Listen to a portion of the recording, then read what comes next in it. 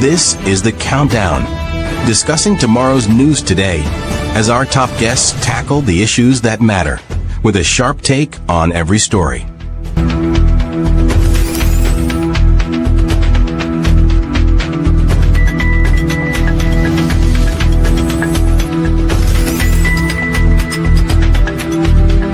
And now, here are your hosts, Andrew Weeks and Onyx Duncan.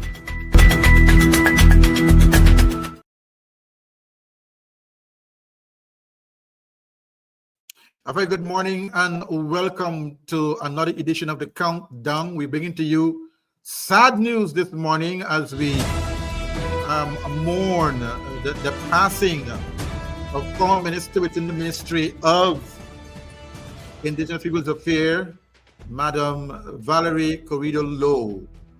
She died this morning.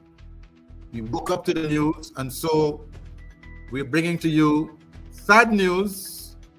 This morning we have a whole set of people in the lineup to discuss the legacy, the life and times of Miss Lowe. We have Onyx Duncan, my co-host with me this morning. Onyx, good morning.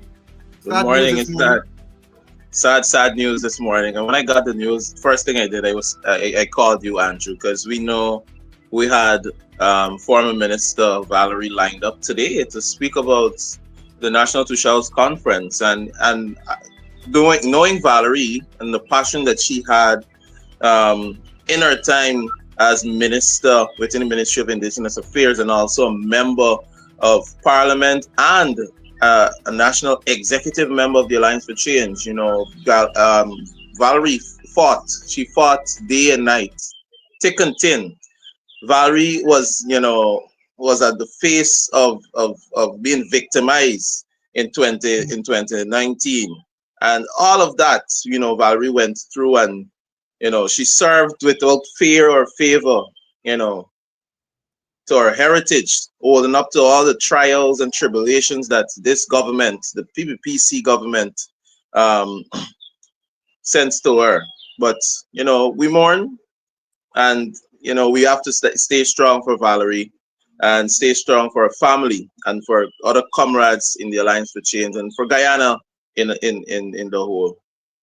Yeah, sad news, but she left a legacy for us to follow. We have Laura George also joining us.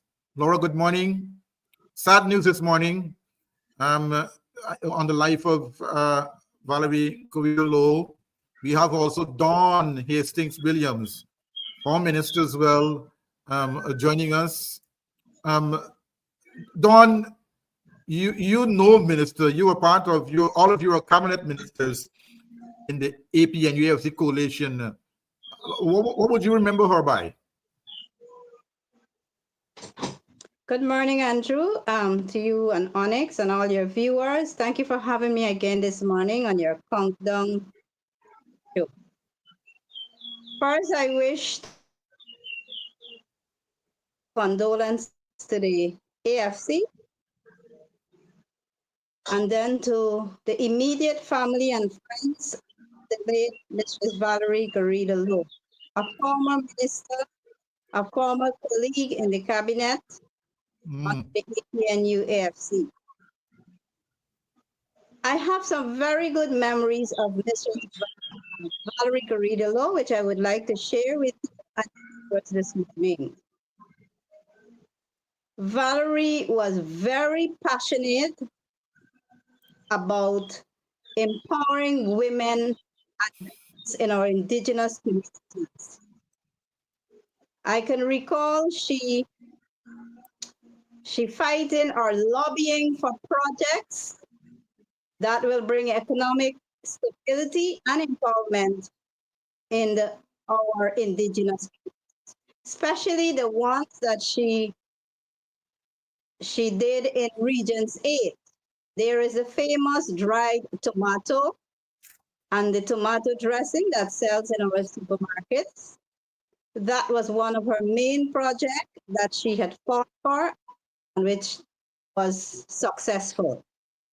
Also, I remember she lobbying for another project that had to do with semi-precious stones, where you could have, made chains, rings, used those precious stones found around Mountain, Paramakatoy, Cato, and all these places.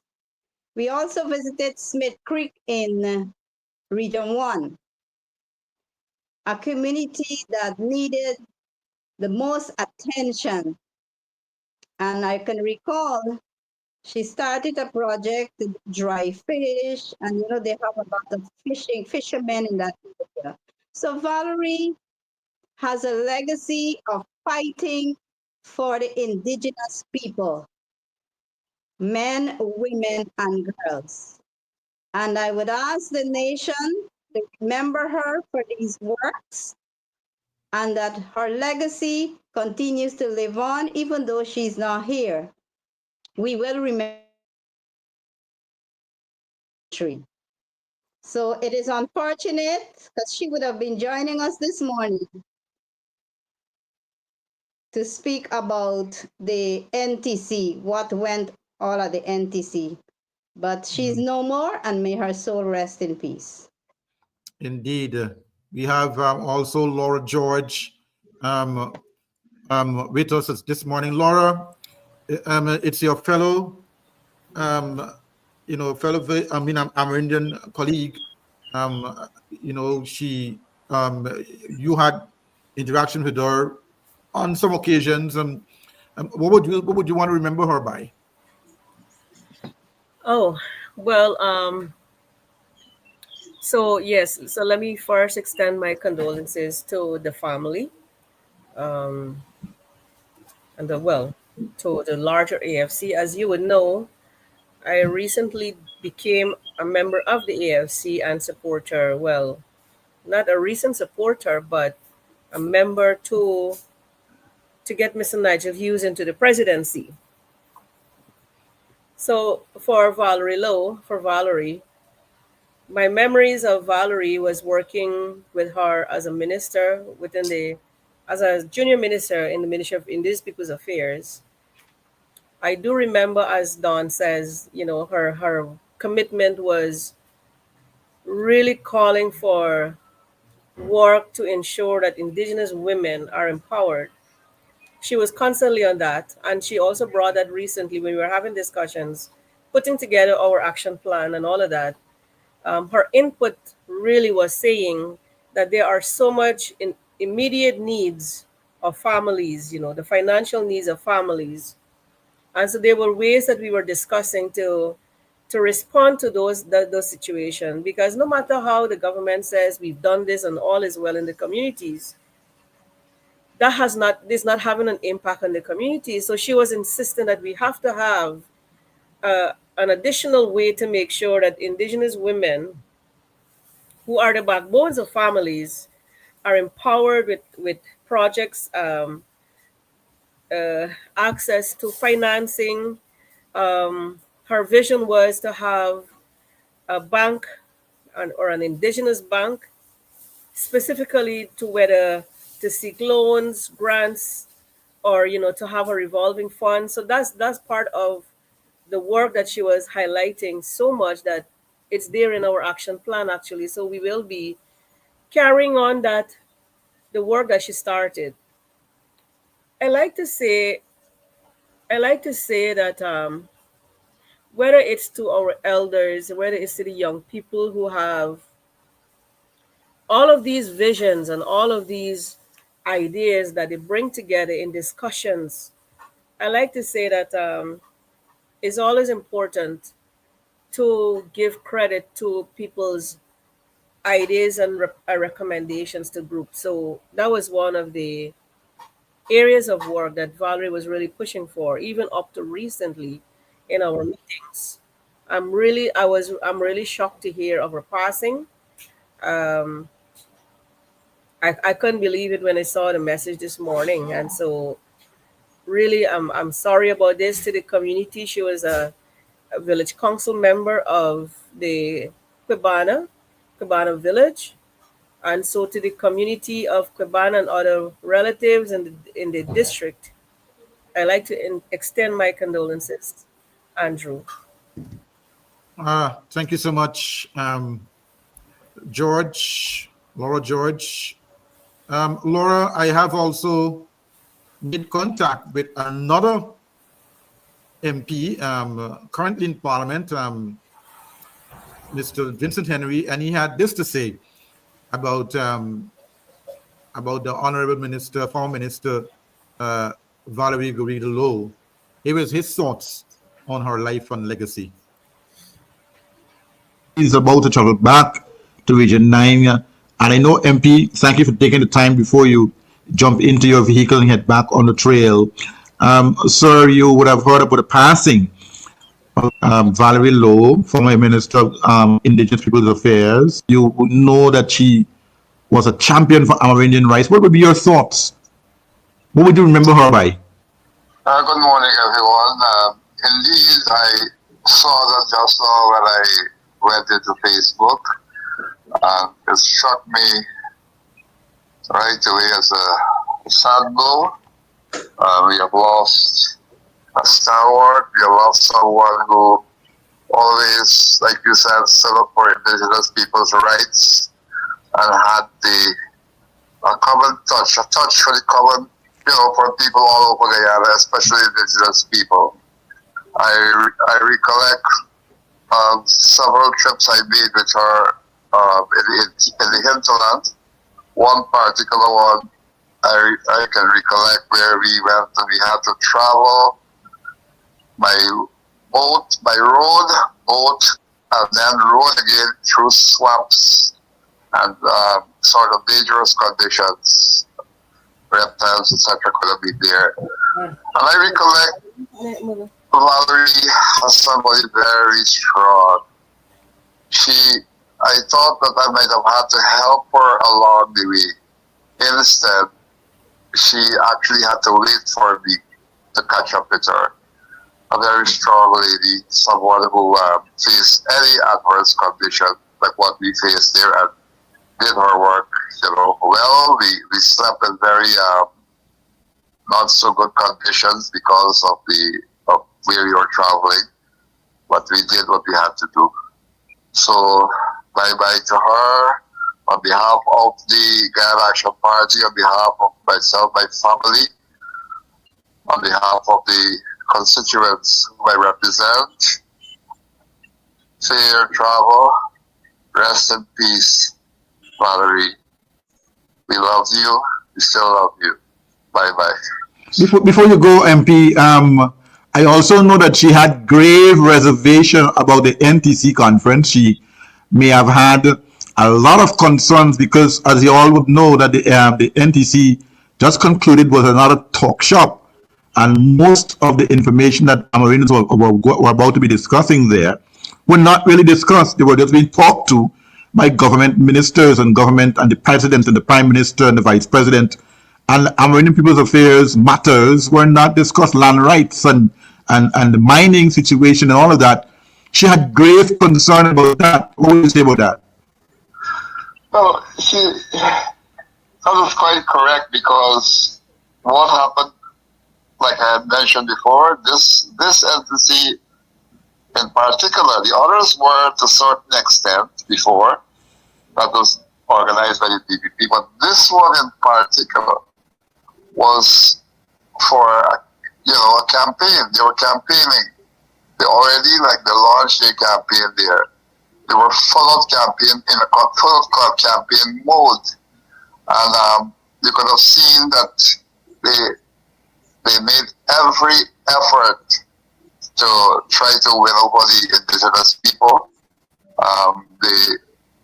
It was about substance and about achieving or correcting the wrongs that have been done against the Indigenous people's rights, especially in the area of mining and the problems that the people are facing. It was just, putting a plaster on band-aid and distributing this and distributing that, and then the speeches were all campaign speeches. So that was what was happening. That was their objective, the campaign. And it's unfortunate because The indigenous people have gone home, yes, maybe with some material things, but the really important decisions and actions were not taken, and so they will have to suffer again, especially those in the mining areas will have to suffer again until we become the government, and we will work actively to make relevant changes happen. The Mining Act will have to be tweaked, the Aboriginal Act will have to be revised, and even the Forestry Act will have to be touched. The Protected Areas Act also will have to be tweaked, because I have noticed that the management of that commission, protected areas, it doesn't include anybody from the protected areas. You know, you have people who are there as managers and etc. But or members of the commission. But generally, I have not seen anybody, any space for anybody there from the communities, and that has to be changed. How can we have a protected area, system and the local people, the actual people who are there living near to it or almost in it are not being represented? Something is totally wrong here. Those are my thoughts for now. Thank you. Thank you, MP. And once again, we are very saddened that the indigenous people's community, would have lost a great soldier, a fighter, a road runner, a trail setter, a trend setter in Valerie Lowe. I know a number of other Pushals who will come out later and give their, send their condolences and so on. But MP Henry, thank you very much for sending out your condolences as well and sharing your thoughts on the late Valerie. Thank you very much. Thank you. Bye.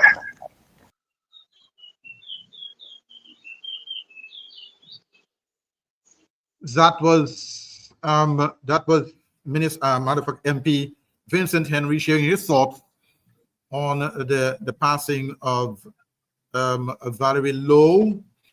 I want to also share with you, as we get down into remembering her and to go on our passing. We got some more clips to show you about her legacy and our time, our life and time. We also going to spend this first half hour of the show remembering the life and times of Valerie Corrida Lowe. We're going to show some clips with her in Parliament debating budget debates, and some clips with her about her life and what she does and what she's been doing. When she was a minister within the Ministry of Indigenous Peoples Affairs. And Andrew, yes. It's important to note also that when former minister left Parliament, she went back to her community because she thought that she needed to empower and educate her community, and she strived, and she came out whenever it's necessary to Georgetown to deal with matters of AFC and all of the sort. But she went back home because charity begins at home. So she went back home to empower those in our community. So it's really, she's really a strong woman, like MP Henry said. Yeah, strong indeed. I remember her, always being a woman on the ground. Yeah. She just liked to be on the ground. She don't like to be in an office. She's not a person to be in the office, and then behind a desk. She on the ground where the action is. She's always in a boat, on the trail, sleeping in hammock on the road. She was that woman that is a really true Amerindian, fighter warrior.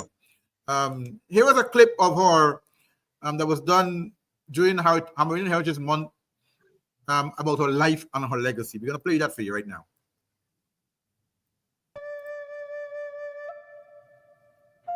Minister within the Ministry of Indigenous Peoples Affairs, Valerie Corrida Lowe, also known as Val, was born March 24, the second of 10 siblings. She grew up in Regions 1 and 9. Her mentors are her parents Ignatius and Maria Garrido. Her favorite childhood memory is of seeing an anteater at the Achirib school. The anteater stood on its hind legs, prepared to do battle with a crowd of children who were excited to see it. Minister Garrido is the mother of 2 children. The minister does not consider herself a religious person, but believes in God and in the goodness of the humankind. She is actively involved in sports and is a patron for women's football in Guyana. Minister Garrido is happiest when giving her best to help persons who are in vulnerable situations. She shows them that they are special and that they hold the keys to their futures. She also loves the mountains, the creeks, and the savannas. She enjoys music, reading, movies, and attending to her kitchen garden. Minister Garrido first got into politics by joining the Young Socialist Movement, or the YSM, the youth arm of the People's National Congress, United Force Party, and in 2011 joined the Alliance for Change Party, the AFC. Before becoming a minister, she served as a member of parliament representing the Alliance for Change Party, the AFC. She was appointed minister within the Ministry of Indigenous Peoples Affairs in the coalition government following the 2015 general and regional elections. As a strong indigenous woman and a fighter when it comes to representing her people, Minister Garrido brings a wealth of experience in addressing social ills that affect the indigenous peoples as well as empowering the nation's indigenous youth.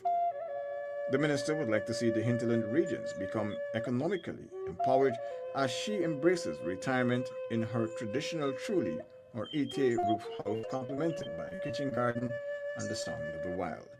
Her dream for the country is to see, quote, the hinterland take the lead in the success of the tourism and agricultural sectors, particularly advancing on value-added products, end of quote.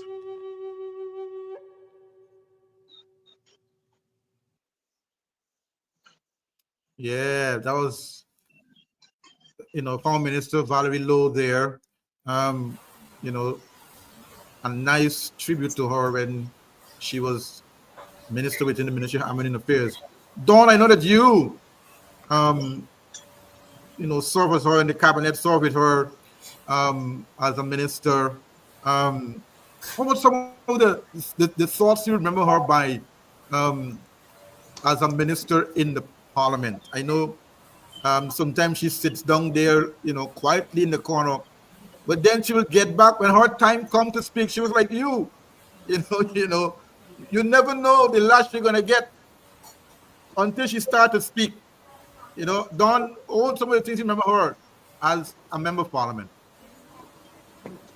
Like I said earlier, Andrew, Mrs. Garrido was very, very passionate, not only when she speaks or when she's speaking in parliament, whether it was debate or on a motion, but when she visits, when we have parliamentary outreaches and visits, she was always someone who was well spoken.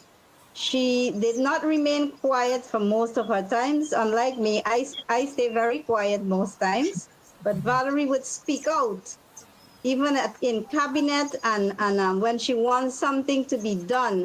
She tries her best to give justifications as to why this project should be done in a certain community. And she will come up with her reasons or justifications, and the cabinet would not even want to, give her a negative answer. She goes out to ensure that whatever she requests or suggests to the cabinet is done. So that was Valerie. I know she was a lot into fashion too.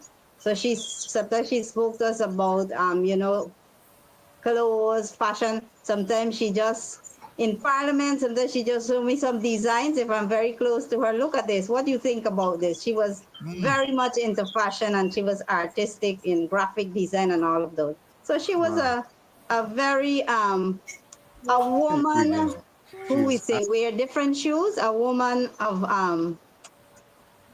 all jobs, but not master of none. I think that's what they say.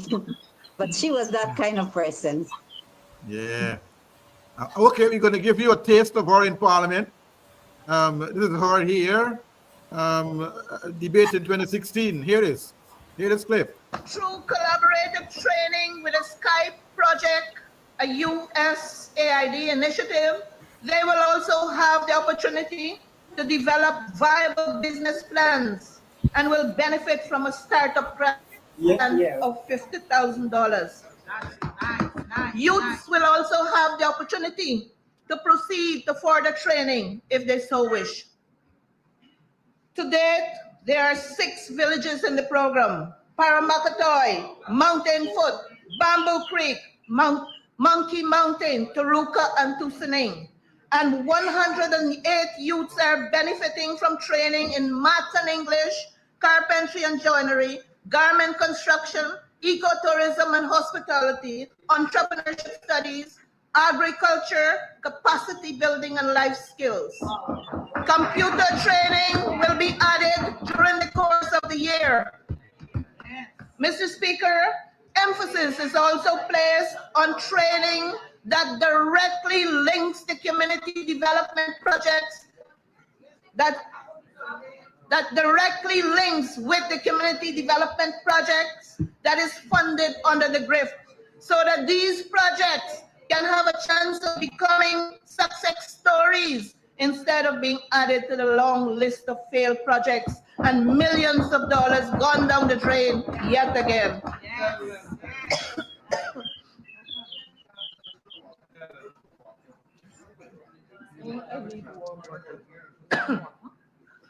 Mr. Speaker, I visited Paramakatoy in late November 2015, almost 2 months after HAZE was launched, and it was a joy to see what the garment construction class produced. They were so proud of their work, and I was proud of them. Mr. Speaker, it is a testimony to the APNU AFC government's commitment to the rounded development and empowerment of our indigenous youth across the 10 regions of this country, that in this 2016 budget, 997 million is provided for support to youth education through the Hinterland Employment and Youth Service, from which over 100 villages and across the hinterland, across the 10 regions, and 2,000 youths will benefit. We will target villages with a high youth population to begin with. That's it. That's Valerie there, making the case in Parliament, discussing and bringing to the viewers, the viewers and the listeners and the citizenry, the work that has begun and has started under the new administration there back then in 2016, the AP and UFC government. Now, that will be, all in all, we're going to bring you more update. But before I end this segment on Valerie Corrida Lowe, I want to bring to you the statement that was put out by the AFC this morning on the passing of Valerie Lowe. It says, the Alliance for Change is deeply saddened to announce the passing, to announce the passing of one of our longest serving and most dedicated member, former Minister Valerie Corrida Lowe, who died early this morning as a result of a heart attack. Valerie Lowe was not only a stalwart of our party from its earliest days, but a fearless advocate for the people of Guyana. She served with distinction as minister within the Ministry of Indigenous Peoples Affairs from 2015 to 2020, from 2015 to 2020, where she worked tirelessly to empower Amerindian communities and impact their rights and livelihood. Her passionate voice, unwavering commitment, and sincere compassion earned her the respect and admiration of all who worked alongside her.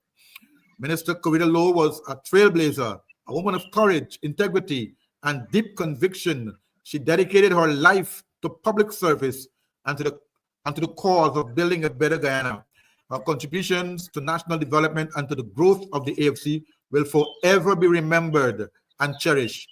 We extend our deepest condolences to her children, family, members, friends, and all those whose lives she touched. Valerie's passing is a profound loss not only to the party, but to the entire nation. So this was the press release that came out from the AFC on the passing of Valerie Correa Lowe. I want to also tell you that the leader of the Alliance for Change, Nigel Hughes, also posted a statement on his page, and it reads this: "We have lost one of our best and most faithful members. To the family of Ms. Valerie Correa Lowe, we extend our most profound sympathies and the devastating loss. At this devastating loss, we would like to express our deep and sincere gratitude to you for having shared her with us. Her contribution, both of the party and the country, will be recorded. Val, travel safely. May your wonderful soul soar over us." And that was from the AFC leader, Nigel Hughes. And so you're going to hear more updates coming out, whatever. Whenever we hear something, we will let you know. We can give you update about her.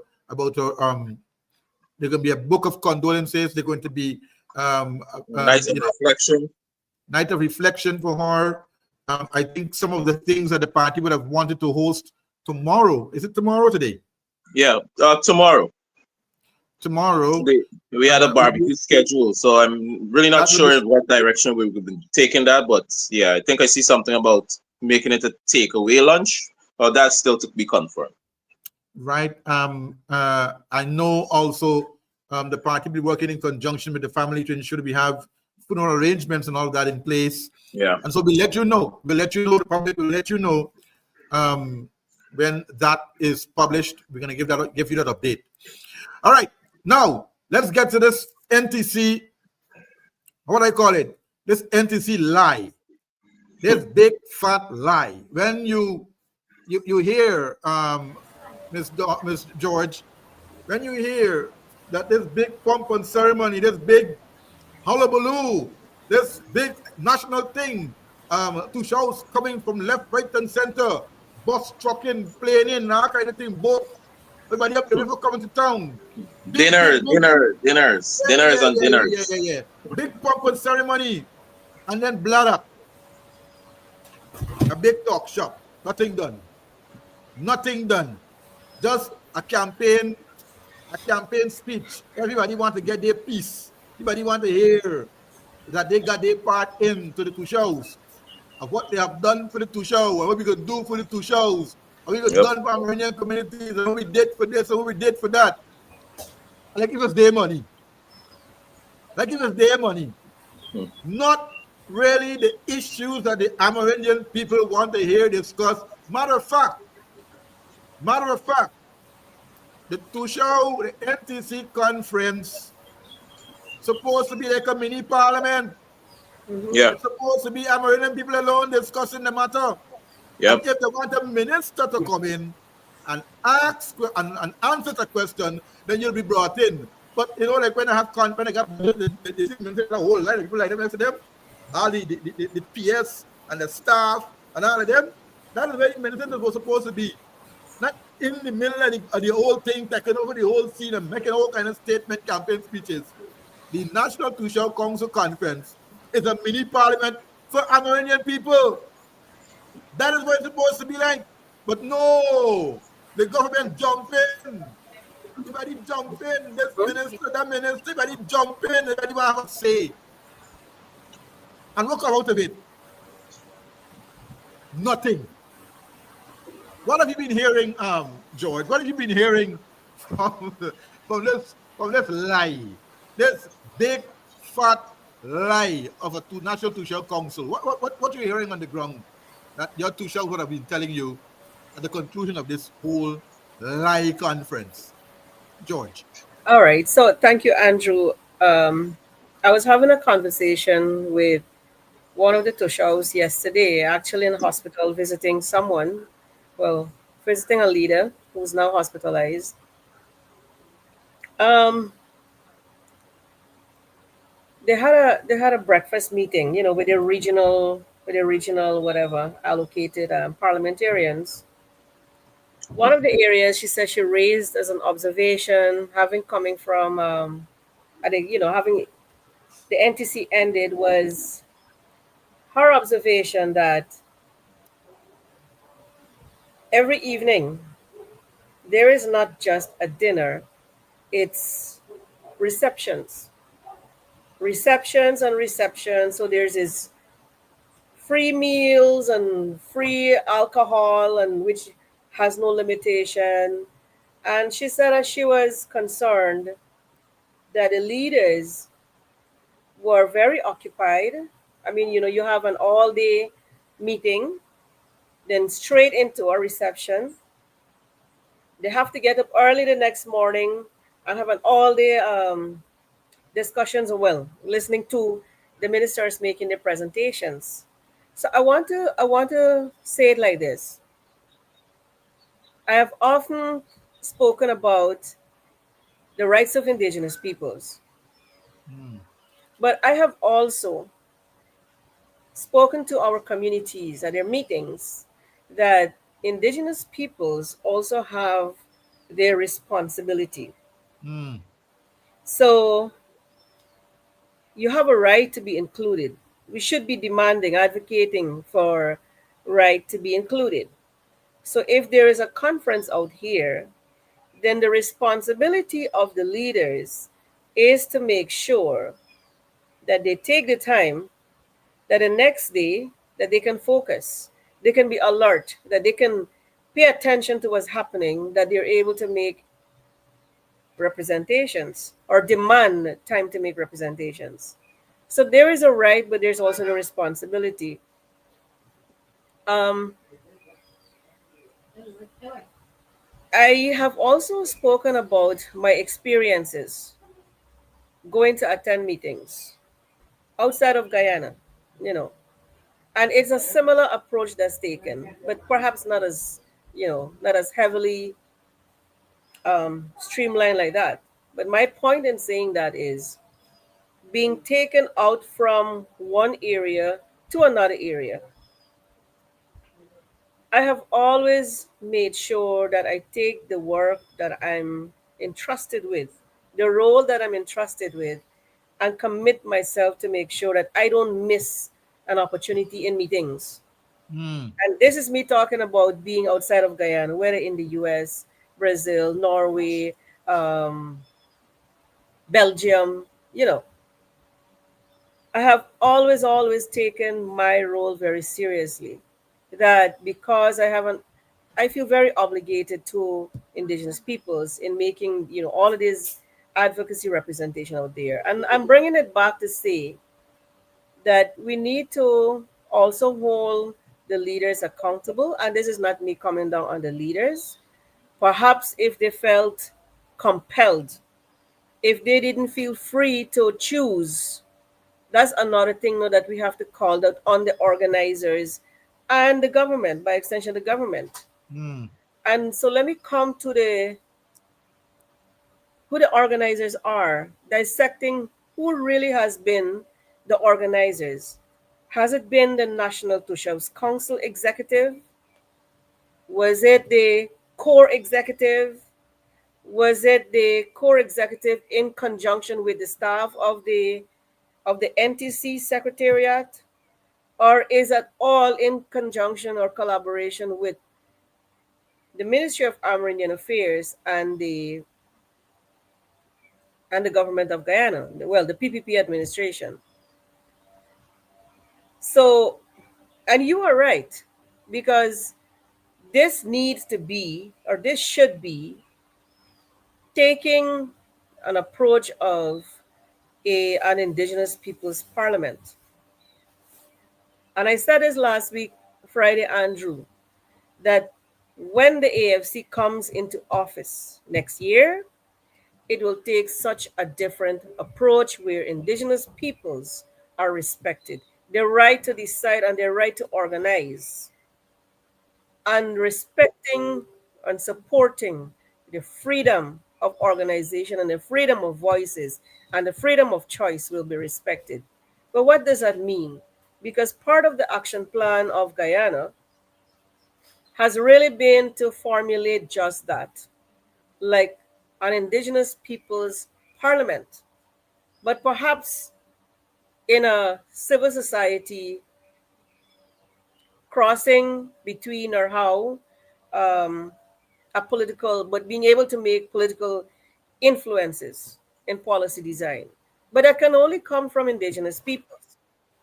And we have to support indigenous peoples becoming empowered, being so empowered that they're able to advocate strongly for respect to be heard and for decisions to be respected. But if we sit back and allow, for example, the president, the vice president, and the ministers to remind us or to try to teach us, and as I said, there are many young people there who weren't born, um, who were not born before what, the 1980s. There are many, many young Tushaus there. So, in teaching them about the past, but without presenting it in a very balanced manner as to why or how decisions were taking place, but to use it within a whole partisan block, Mm. it is wrong. And I keep saying this to indigenous peoples.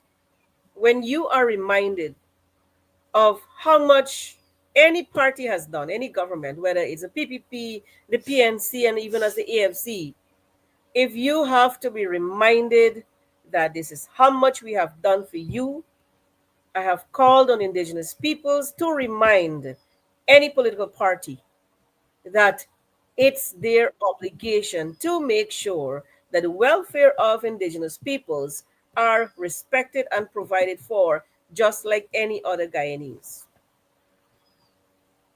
Right? So that's one of the things I have been saying. So for the PPP to have spent like so much of time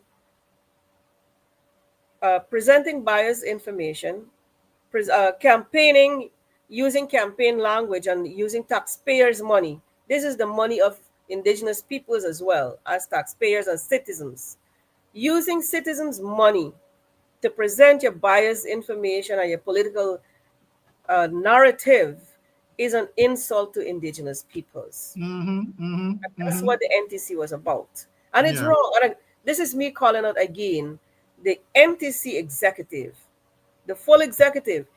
Were the statements issued on the NTC page, was that this was were those positions of the full executive and all of the NTC leaders, all of the Tushaus? I don't believe that. That you have to have that there is a Ministry of Amerindian Affairs issuing a resolution of the NTC from that conference first before it even goes out by the NTC itself. Talks about the whole NTC being co-opted by the PPPC administration, and it is wrong. It has to stop, because up to this morning, when I checked the NTC's Facebook page, their resolution is not up there as yet. Hmm. It was carried first by the Ministry of Armenian Affairs, and then which other people shared it. But Hmm. and I think I said before that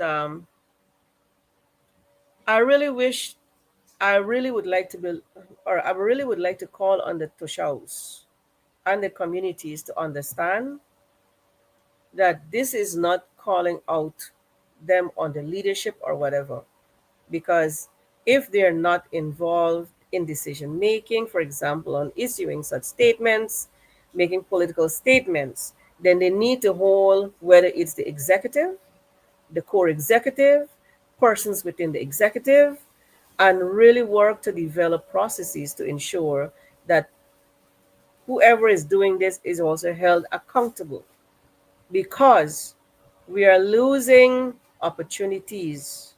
We're losing respect as indigenous peoples, as to be whether we easily swayed by any political narrative. It should not be like that, because Hmm. indigenous peoples' issues remain very much the same. No resolutions, effective resolutions come up with. I know there were photographs of minibuses, ATVs, 4x4s, or whatever. That's okay. That's yours. It's ours.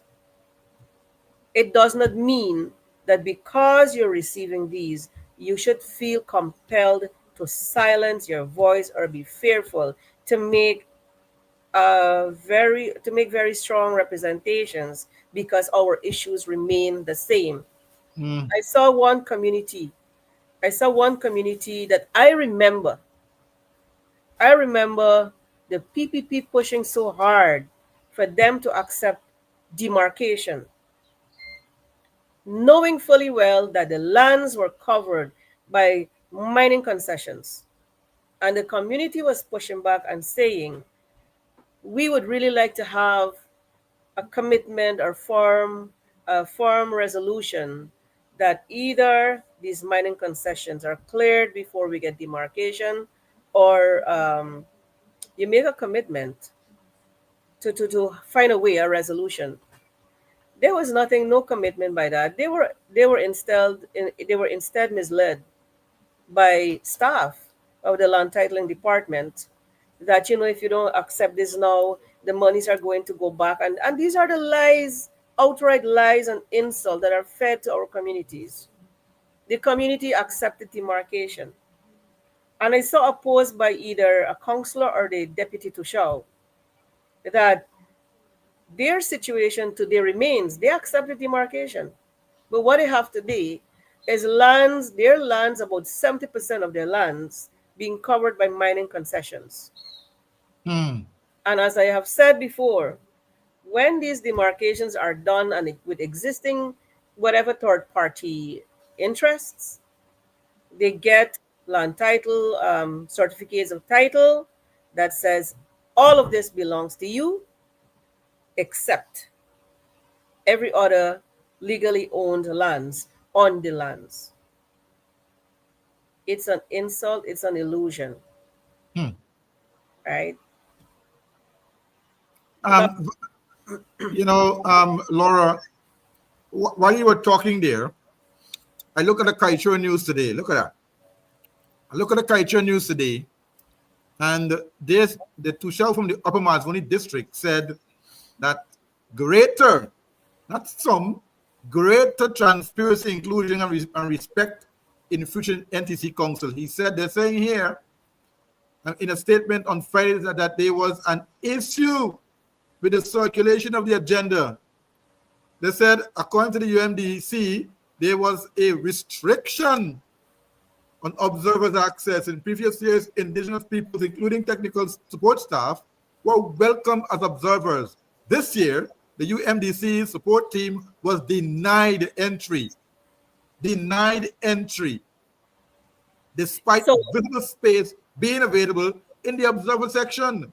While we understand the need for improved infrastructure and mechanisms of the conference, the transparency behind the accreditation process was lacking. They said here that to show space to speak freely. She said that it is deeply concerned that the Tushals were repeatedly instructed not to repeat points made by other Tushals, even when those issues affect multiple villagers. At the same time, we witnessed government ministers speaking at length, even repeating points, even those already made by other ministers. This is our meeting. Indigenous leaders deserve equal respect and freedom of expression. So they have a problem there. No freedom of expression from the minister, from the Tushals, none. The government saying everything. They went on to say here that the Urban Music District Council called for a dedicated day for Tushals without government's presence. They related that this safe space would allow leaders to interact and learn directly from each other, including possible solutions to share issues. Nothing that it allows them to develop real camaraderie and discuss matter. So no, you can't talk to your fellow Amerindians. No. You can't talk to your fellow Tushals. Oh, no. That is not allowed. You gotta talk. We gotta talk to you. You understand? We gotta talk to you. You can't talk to nobody else. We can tell you really how you're supposed to operate as an arena to show. No, man. That can't happen. You know, and Don, where is Don? I want Don to come in, you know. You know, we need to have, you know, Don, you see the Upper Mazuni District Council saying there is need for more transparency. And this is what prevented from speaking and repeating what another colleague said, but the government could do that alone. I mean, is that what the democracy is? Is that what the National Social Council has gone to right now? The agenda not shared, the agenda not really followed. You know, Tushos can't discuss matters of interest among other Tushos. There can't be no camaraderie. There's no conference among Tushos leaders by themselves without government buying and dying and want to instigate and want to direct and control. How can we avoid this from happening in the future, Don? What needs to be done for us to avoid this from happening in the future, Don? Over to you. Well, I am not surprised, and I think most of the Tushals were not surprised. I think they expected that to happen under this PPPC government because that has always been their way of hosting NTCs. I must say that the Upper Mazaruni District Council, UMDC, is right, is very correct in saying that there was a lack of transparency, there was a lack of accountability, and there was a lack of access to the conference by observers, and which is it is detrimental to be not to allow, as an indigenous person in this country, when you have concerns and issues, and even to go and observe. It is quite unfortunate that the two shows could not have had, sessions together instead of having that instead of having those receptions night after night. The two shows could have used that time, precious time, to meet together, to talk about issues that are familiar throughout the communities, because many of our communities have similar issues and matters. And it would have been more fruitful if they had had their own little receptions wherever they were staying. If they were staying at a hotel, to use the lobby to have their own discussions, and then to go and have a very good night's sleep instead of staying out late doing other things. And then, because you know what happened to the two show from Isineru, unfortunately.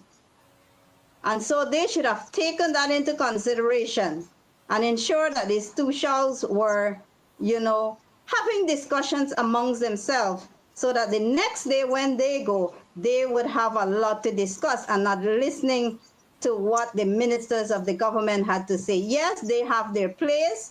They can come and say what they have to say within 10 to 15 minutes, but the two shows conference, the time should be used by the two shows to make their representations. Because, Andrew, I was listening, I tuned into some of the days, and thankful for those two shows who went live, even though they were trying to let them not to expose these things. Why do we have to treat our two shows like that? Like little children. They are leaders. When that two show died, I said they are like the mayors of a city. They are the leaders of their community, and they should be treated with total respect.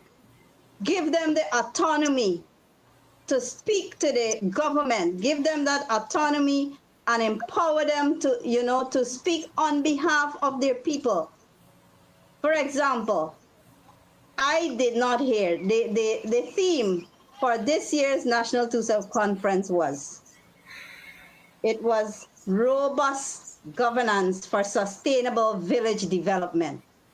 Robust governance for sustainable village development. What really is sustainable village development? And I'm speaking about indigenous communities. After listening tuning into some of those things, I heard them talking about how many solar panels they gave to communities, how much monies were spent for these hinterland hubs, etc., etc., which is good. Which is good.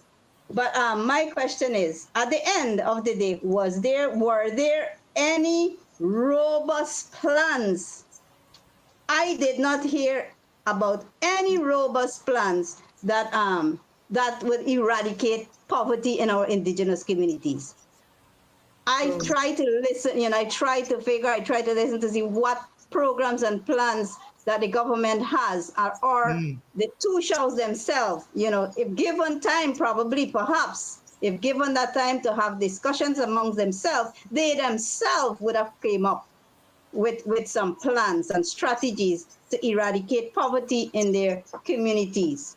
I did not hear about any robust plans, to preserve our language and culture, to develop and improve our sports activities, because we have known by now our youth in the hinterland are very good at football.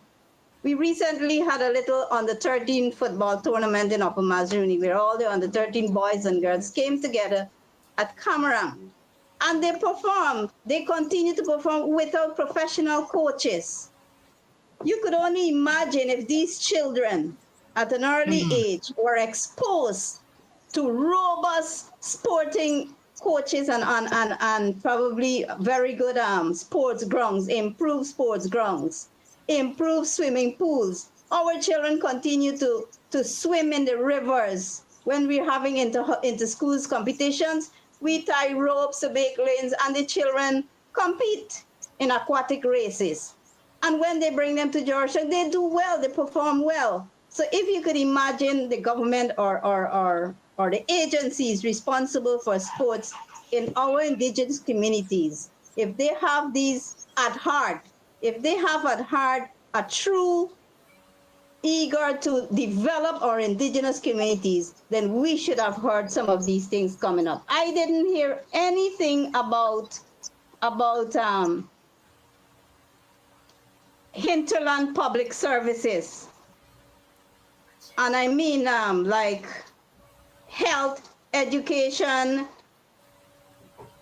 Our public services must be extended to all corners of our country, and especially and more so in our hinterland communities. We have an ongoing problem with our NIS benefits. Oh, Persons yes. who are working. I could remember they brought an elderly person from Parima. He couldn't walk, but they insisted that he has to come out in person. And he Wow. was flown out of that village just to ensure that he's alive. Why can't we have by now, we have in the resources? You have little NIS office now should be there in Camarang, in the, these remote places whereby people can come. We should have a little GRA office. These are some of the ongoing things. High cost of living, high cost of transportation. I heard Mr. Jagdio was speaking about it, the high cost of air transport. And then I even heard he said, like these private people, when they hear about NTC, they just rise up their prices. How could you say such things? We as a government, you as the government, has to look into these matters and issues and try to find ways on how we can curb the high cost of living. You have air service, which is very, very expensive to travel because there is no other means yet by now presently into the Upper Mazaruni and in many other parts of this country. You still have to depend on the flights to take in everything that you are not being able to grow or access in that region. And so this NTC, I think, was a failure. It did not address the main matters and the issues of our indigenous communities. And that is what I took from this NTC 2025. Don, I want to show the viewers something here. Okay. Now, this is if you take a look at this here, okay, this here, what you're looking at on your screen, is the Tushau's conference agenda or program outline. Now, if you look here, you would see on day one a whole set of speeches. Right? Vice President and Vice Chair of the National Two Show, yes. Dr. Muhammad Ibn Ali, okay. When you come down to the other part of the program, day one, look here. Adoption of the NTC agenda, yes, fine. Presentation of NTC report and draft resolution. Look here. Interaction session. Ongoing projects based on success story, challenges, best practices, and next steps. Video presentation, a whole long thing. That's where the NTC, fine. Okay. Close of the day. But when you come down to day two, viewers, there's a whole set of ministries. Hey, watch it. Ministry of Foreign Affairs. Brigadier Mark Phillips. Vice President Barrett Jack Dio. You come down here. Minister of Agriculture. Ministry of Natural Resources. What was the right interaction session with the Minister of with Excellency and Sector Ministers on what? More government talking, local government talking, housing talking, Ministry of Tourism talking, all them talking, right? You come down to day 4, more ministry come down there again. So we need to show them the talking, boy. We need to show them talking to themselves. We need to show them discussing the issues that matters most to them. Where there? Where is it? It is nowhere to be found. You can't see nothing. It's true what Don said. Okay, it's a talk shop and annex. Yeah. I mean, Andrew, I want to echo the sentiments of Don in regards to nothing being done and the failure of this National Two Shows Conference, because the PPPC government are afraid of the word decentralization. They want people to be able to come to them to deal with matters that should be necessity to the lives of Guyanese, not only Guyanese living in Georgetown, but the Guyanese that lives at the far end of this country. So decentralization, and I mean, those are matters that we've been focusing on during the 2015-2020 coalition government. There were large public services that would have been decentralized by the coalition government. And that was something that the PPPC government, when they came back into power in 2020, done away with. You know, all those GRA offices and all of those NIS and all those offices that provided public services to the country were closed down, where doors were shut, and we went back to the same old PPPC government prior to 2015. So we've looked at it. We've saw the agenda by the National Two Show Conference, and it was indeed a PPPC campaign agenda. There's nothing that would have been discussed there that would have benefited the lives of our indigenous brothers and sisters. There's nothing, and it's a complete lack of endorsement and a lack of responsibility from this government, coming from His Excellency from day one straight down to the Vice President, and they continuously say that, you know, they stand with the indigenous people of Guyana. And you know, we've seen it from time again. And this one here in 2025 has been the most they've done, the biggest failure of the National Two Shows Conference. Like I said, the National Two Show Council's Conference is a mini parliament. Yeah, it's a mini parliament for Amerindian people, indigenous people. It's like the UN. When you go to the UN, when you have UN discussion on Amerindian affairs, who's leading? Who's discussing the matters? Who's bringing up the issues? Not even an indigenous person. It's not the UN people I'm taking over the thing. It is indigenous people who's speaking. This here is a complete waste of time. Yeah. And it's true. I'm really to give a day where they discuss matters among themselves. Hey, what's happening in your district? What's going on in your district? What we could do to help? How can we come together? All we saw was engagements after engagements, dinners after dinner, and we saw nothing fruitful. I guess and peppering them up and providing food and drinks to them was what the most that they could have done, and that is not what the indigenous people of Guyana Waste of want. taxpayers' money. Waste of And taxpayers' money. Andrew and Onyx and Don, it's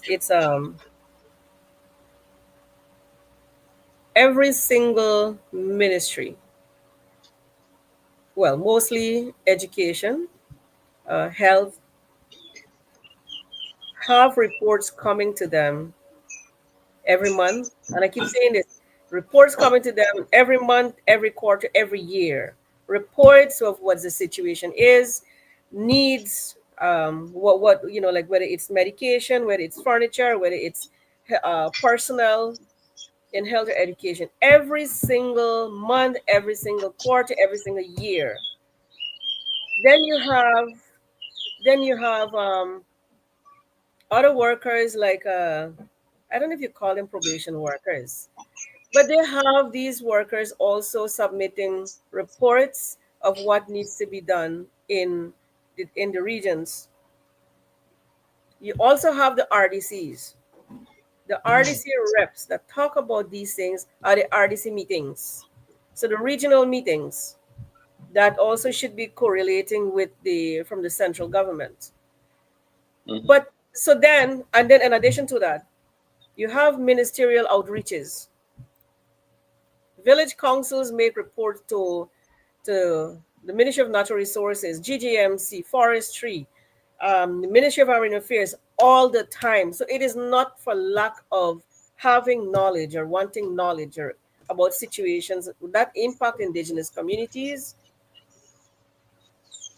As I said, the ministers go on their outreaches. We know that they're going out there to campaign. We know that. But they call it government outreaches. So when you have all of these things taking place, all of these different mechanisms, but you're not providing a recourse, effective response, but you're bringing them to Georgetown to say, look, it's only it's only the PPP have done this for you. Again, that reminder as though you're doing us a favor. It's an insult to indigenous peoples. And I want to support Don's recommendation that the whole service provision to indigenous peoples need to be decentralized. When I was Yeah. at the APA, these were recommendations I made over the years at different forums for different ministries and different policy discussions. Decentralize these services for indigenous peoples to access just as any other Guyanese. I mean, I Yeah. understand we don't have the best services already because to get a passport, look, the process we got to go through in Georgetown. Come to People have Georgetown. to go there, yeah, in Georgetown. People have to go line up there since 4 or 5 o'clock. And then they tell you, oh, we already have a quotation for today. So you have to come Yeah. back tomorrow. Yeah. That has been the process in Georgetown. So I mean, so I can imagine. And imagine the Trying, amount of money you have to spend on transportation. yes, and so trying to calling for that to be decentralized would have been a challenge, anyways. But my point is, the government of Guyana has been violating the rights of indigenous peoples to equal access to services and everything else. Because we have to travel all the time to Georgetown, as Don was pointing out earlier, to get an NIS. We have to, we have to. They've asked that they see the person to make sure that they're still alive. You know, and we have to find money, which is more. It is more. It costs more than the actual money that is being paid by NIS. But Don, I mean, Laura, when the AP and ELC government was in power, we decentralized these things. Most of We public had services. under the Minister of Citizenship, he Felix. had Mr. right. Felix. He had offices in those regions for NIS, for passports, and all of that. Immigration Someone officer. came in and got rid of all of it. Well, I can say, Yeah. Andrew, that there were efforts to do that, right? They say it was not It didn't take place like fully. So, for example, like in Region 8 in the North Pacaraimos, one of the most expensive regions, similar to the Upper Mazaruni, we did not get those services, get them established there as yet. But I do know that there was a process. A process started to have it decentralized. I remember Latam Yeah. for the first time was having this passport office. I don't know if it's still there, but I know that there was a lot of hope that all of these things could have been done a lot quicker. It's not happening Yeah. as yet, right? So we really need to have those going to the communities. Um, like for example, this whole thing about the application for gun licenses. I'll tell you this: indigenous peoples have had to justify why they need these guns, which is okay, and they're largely shotguns, the shotguns that families need to be able to provide a meal for the family. Um, so and then there many letters go back to them to say that for whatever reason it's turned down, and they have to use a recourse, an appeal process, writing to the president of Guyana to appeal the decision of the Commission of Police. Well, Laura, right now, the president recently said that he's going to give guns to the Americans now. Why? Because the Venezuelans are there, they're coming. He's going to give you guns now. But when you asked for Well, it before, you weren't getting it. But now you can get it. well, You know, you get it on the pretense, under a different situation. yeah, Why was well, it not given before? so that was me coming back to saying it's an insult to Yeah. indigenous peoples, Yes. because for the last 5 years, and you haven't responded. You haven't responded in the way that regulations are made in place, process is enhanced, that is more accessible for indigenous peoples. But suddenly, so you want to approve 250 guns. I can't remember if you said it's for the Tushaus or it's for persons who had applied. But I know that there are perhaps thousands of applications from indigenous peoples who've been saying we need to have our gun licenses, because the next thing you know, he spoke. Barjagdio spoke about at one point you were jailed for what's in your pot. But I want him to also know that he wasn't being truthful as to what's happening today. That for indigenous peoples, mostly the fathers, trying to get, trying to have a gun, desperately trying to provide for what is in the pot, to provide for pot for the children, they have faced prison time because they're told that the shotgun that they have is illegal. So they're imprisoned for that. But the government doesn't make a response to say, you know what, let's make this law or a regulation specific for indigenous peoples to be able to access this better, quicker, easier. And I have said before, Andrew, that indigenous peoples are not looking for special treatment. We're looking for treatment that accessibility is enhanced, that indigenous peoples are on the equal footing to access the same services that That's the a good one. government of Guyana has for its citizens. So we're not seeking special treatment. We're not seeking to be illegal or unlawful citizens. We are saying that the laws that exist currently does not meet or does not respond to the needs of indigenous peoples. We need equal access.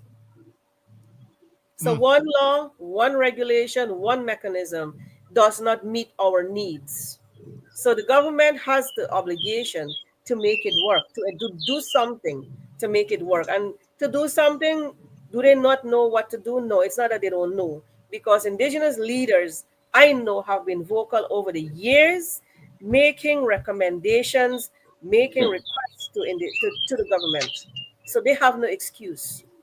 And Don, and Laura, these are some of the things that Amarini was supposed to be discussing amongst themselves and bringing it to the government and say, here, these are our concerns. please address them. Please make it happen. But it didn't happen like that. They were talked down to, and they were given nothing but lies, but People not propaganda. keen on recommendations, Yeah. Anyhow, once it's not coming from them. So we are running out right. of time. But before you go, before we end, Laura, I mean, you have some final thoughts. I want you to get them out first because we are out of time. We have a little time left, but I want to give you a time to give your closing remarks. I'm going to ask Dawn to do the same thing, or closing remarks. But go ahead, Laura. So I just want to call on Indigenous peoples to continue calling for your right to be respected, access to equal services, protected effectively by laws. Um, today, Today, Venezuela has gone ahead to have elections of its governor for the Essequibo region. They say for the Essequibo region, but I want to call and remind on indigenous peoples in Guyana that this land is ours, this land is our home, and not to be intimidated by the Venezuelan government and the aggression. We have to ensure that as Guyanese citizens, we continue to call out on Venezuela to refrain and from and that to respect that Essequibo is Guyana and we are all Guyana. And I'm saying this because majority of indigenous peoples live in the Essequibo region and we have known it to be our home from time immemorial. Just continue amplifying the voice for respect, protection, and that the Maduro administration respect us as indigenous peoples on our homelands. And again, as we go, just let's, and to the leaders, I want to say this specifically. Tushaus, you have the right as an individual to support a political party of your choice. As an individual, it is not your role as a Tushau to make statements, blanket statements, or broad statements rather, promoting and propagating any political party, not the PPP, not the PNC, not the AFC, not anybody. In your role as a Toshao, your obligation is to the people. And your obligation is also to respect the right of your own residents in the villages, the right to choose and the freedom to choose. We should not be allowing any group, any particular or political party to intimidate your own residents from choosing freely or from entering the villages. You have your regulations, your village rules. Apply all of those, but it should be applied to everyone. So, so refrain from the political party or the PPP's intimidation and misleading tactics. You are the Toshao elected by your people. Respect your people's right to choose and your people's right to be free. I just want to say that because I know the campaign thing is going to increase, and we need to also stand by our people and respect their right to choose as citizens of Guyana and in the villages. That's all I That want to say. that is Laura George there for you. Dawn, it's your turn. You can come on up and let us hear your closing comments. If Dawn is there, is she still there? I am not seeing her. Not seeing her. Oh yes, she is. Yeah, yes, Dawn. Your closing comments before we go. You want to tell the Tushaus and the indigenous people's community on the way forward. Okay, I want to end my discussion. I'll conclude by saying to the two shows, all the two shows throughout this entire the plus two shows and senior counselors. I want you to note that our indigenous peoples, we as indigenous peoples, are known to be stewards of our forest, and our stewardship has always compatible with the conservation goal throughout the world. And today we are being recognized. And because of that, I always feel that we were robbed as indigenous people by this government for not consulting with us, for not adhering to the free, prior, FPIC consultation. Our leaders, I cannot recall when the day or the time when our indigenous leaders were brought to Georgetown, if they were so interested, or brought them in sub-district at one point to have this robust discussion on the resources, the financial resources that we would have gotten from preserving.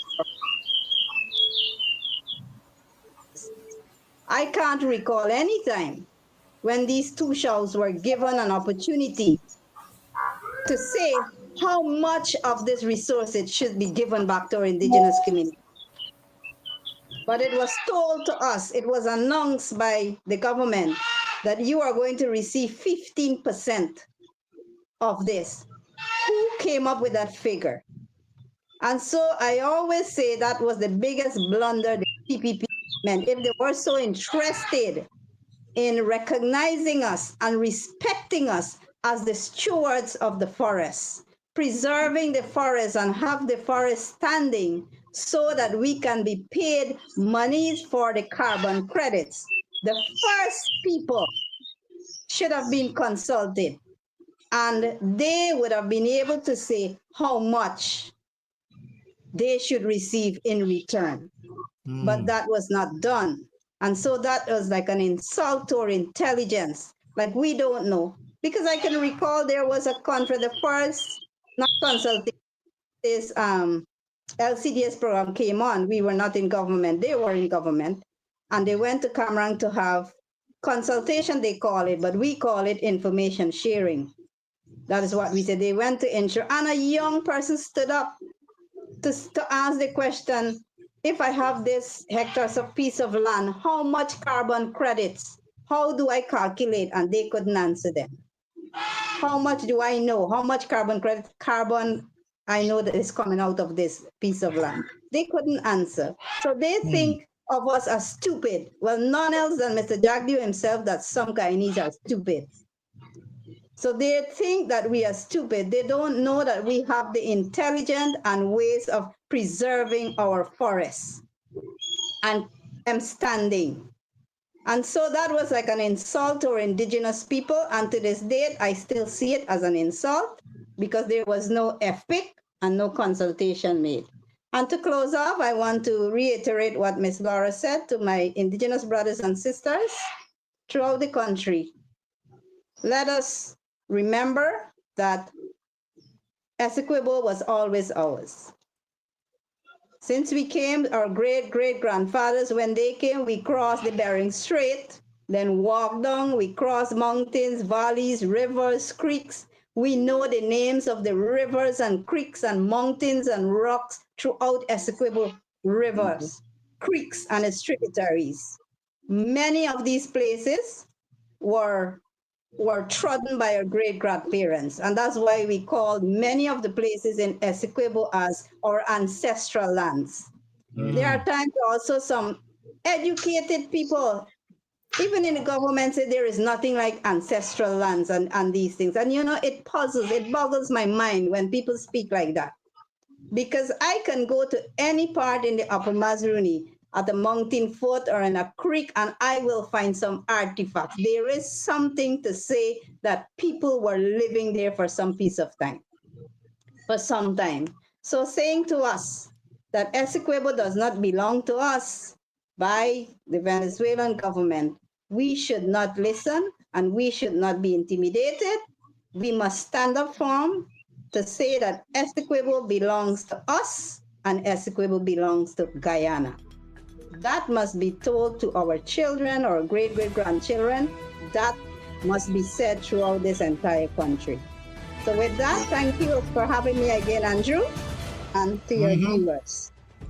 Yes, Dawn and also George. We miss Lillian. Lillian could not have made it today. We could not have her on. She was on another appointment, but we're going to get her back sometime. We also want to reiterate to you, the viewing public, that we have lost a very stalwart in our country. We have lost the great Valerie Carrillo this morning, and we are going to give you updates as to the way forward pertaining to the wake and the funeral and what the AFC will do, and all of that will come up in a short while, and we're going to keep you up to date as to what is going to be taking place moving forward. So that's our program this morning. Matter of fact, it is 12:13 in the PM, and so we want to thank you for viewing our program today. We're going to see you right back here next Sunday for another edition of the Countdown. Goodbye. Have a safe rest of your holiday. It is going to be Independence Happy tomorrow. Independence to all. Happy Independence to all of you. Dawn, happy Independence. George, happy Independence. Happy Diana is Independence. Leon. Essequibo is Leon. Essequibo is Guyana. Essequibo is Guyana. Remember that. Yes. Let them remember that. You guys always do. deal with us in ours. Independent and Essequibo belongs to us. Thank you. Thank you guys, and Bye-bye. enjoy the rest of your day.